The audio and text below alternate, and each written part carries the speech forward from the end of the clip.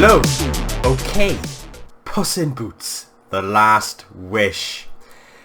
For me, personally, this feels like a very random release. Like, it's been over 10 years since we got the last movie, directed by Chris Miller.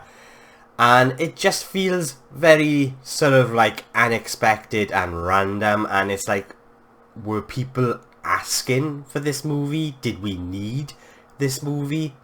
Well, it's been released in America since December, I believe, and it's only just come out here in the UK last week. And do you know what?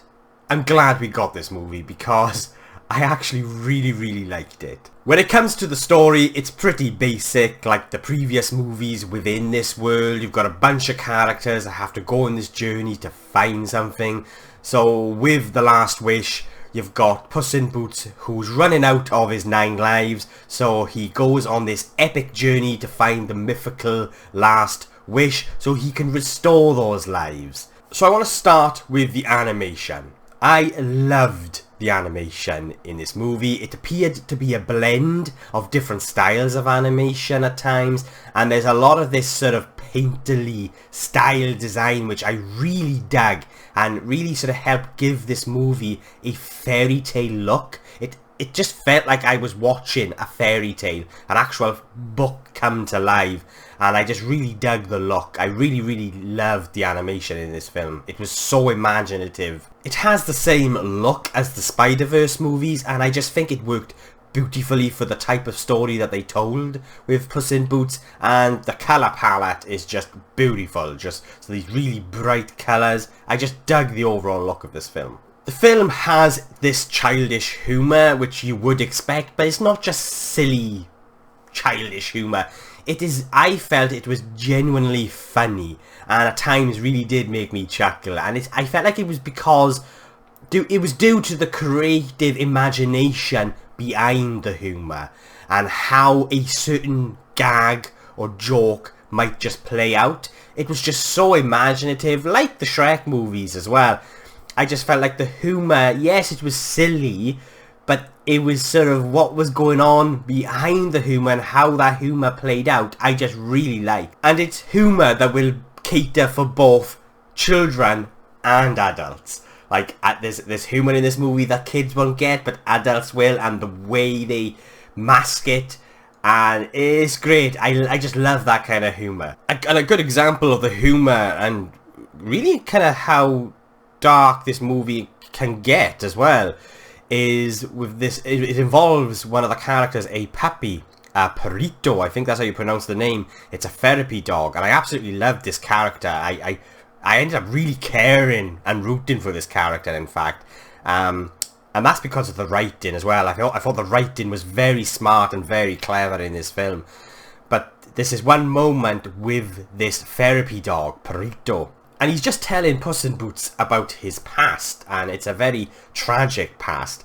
And there's this moment where he shares that he was put in a sock with a stone at the bottom of it, and that's all I'm gonna say. And the way he tells this story and how it plays out, it makes you chuckle, but at the same time it's like, oh my god, you feel so sorry for this character. So it was like a tidal wave of two emotions clashing together in this one moment, and it's all down to the way in which, you know, the moment was written, how it played out on the screen, where you've got Puss in Boots and Softpaws sort of reactions to this story, sort of the blend and mix of all of that just kind of, yeah, I just really dug it. I really dug the humour in this movie. I really dug the writing, and I just really dug the imagination behind it and how they really managed to sort of had a sense of humanity to these characters, to these animated characters, because I really cared for them. I really rooted for them,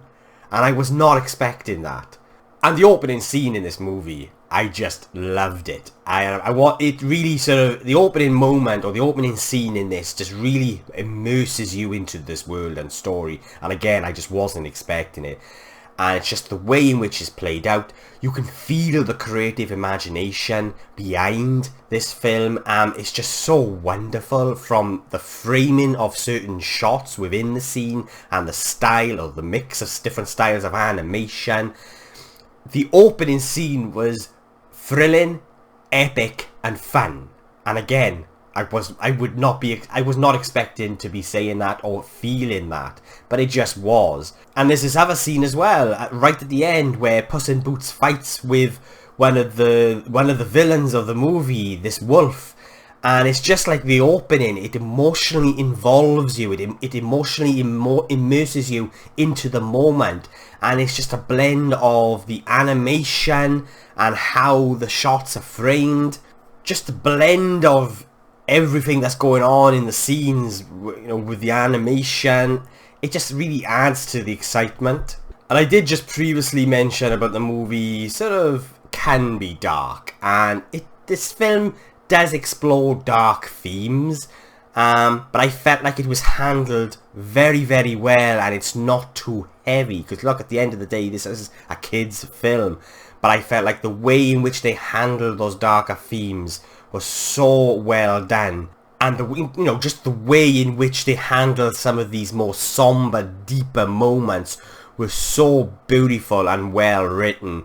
There was a couple of moments and it pulls on the heartstrings, it's emotional, but it's not too heavy.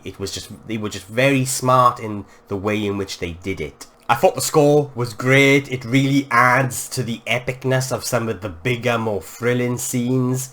I also really like what they did with one of the villains, the wolf, and this wolf is hunting Puss in Boots, and it's like, before the wolf appears, it's almost like Jaws, with the Jaws theme, like you know the shark is coming because of the dun dun dun dun.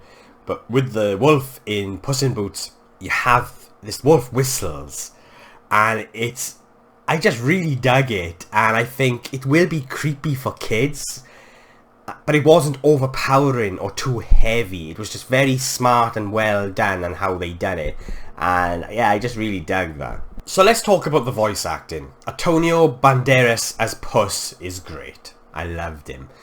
But for me, I felt like most of the other voice acting within this movie was just pretty average and underwhelming. And maybe that's just me. It's just my personal opinion, and that's how I felt.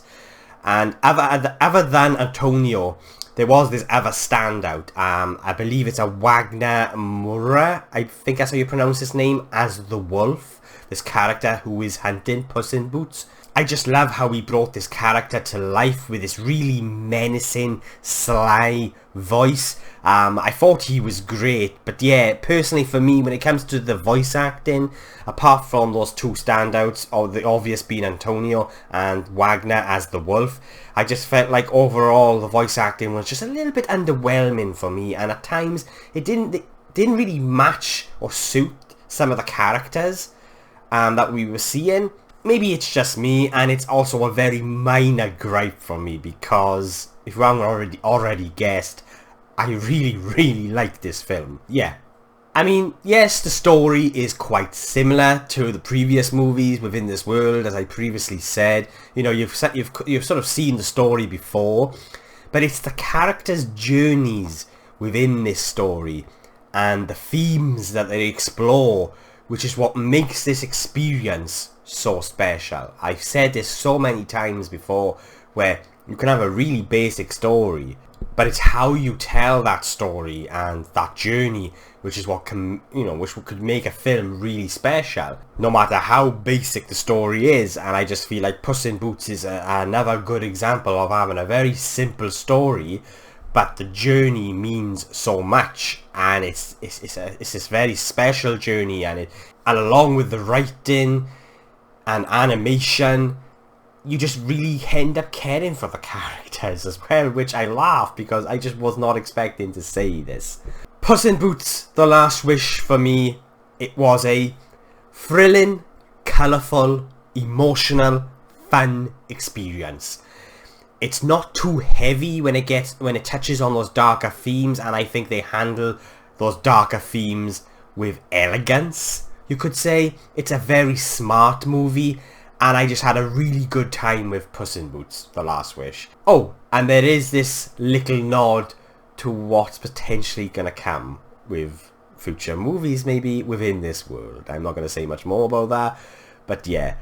I really liked Puss in Boots, The Last Wish, and I love it when you sort of have these experiences where you just, you think you're gonna go in for an okay experience, you know, it's gonna be okay, but you end up coming out of it going, wow, like, that was something else, that was something different, I was not expecting that. And Puss in Boots is one of those experiences. It's for kids, it's for adults.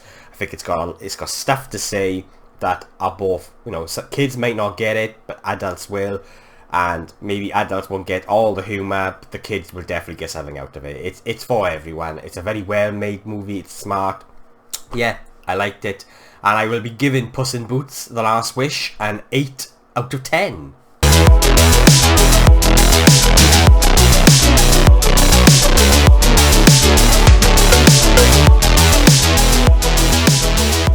So yeah, what did you guys think of Puss in Boots The Last Wish? Please let me know below. Let's get a discussion going.